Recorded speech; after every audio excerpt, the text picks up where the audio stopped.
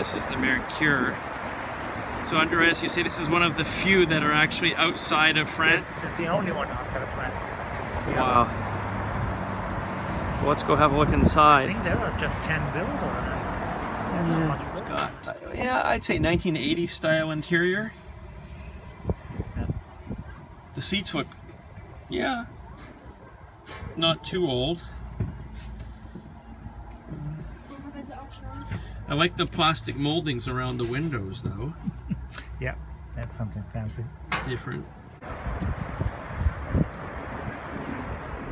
Yeah, really impressive.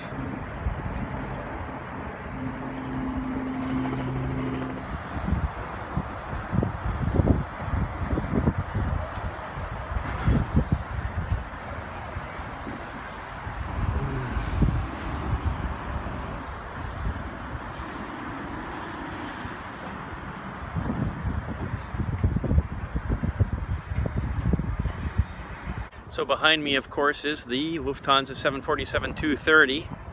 I'm standing about 20 feet from the edge of the wing here. Gives you a good view of this machine.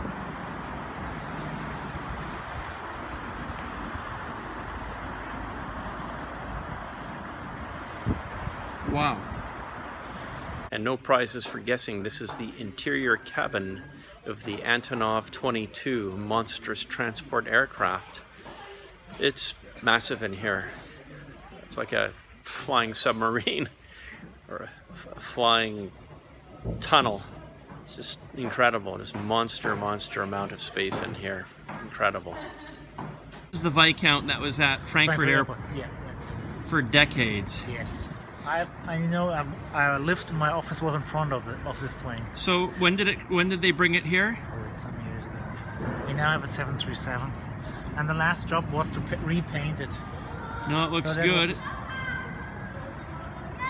Looks really good. Everything was done by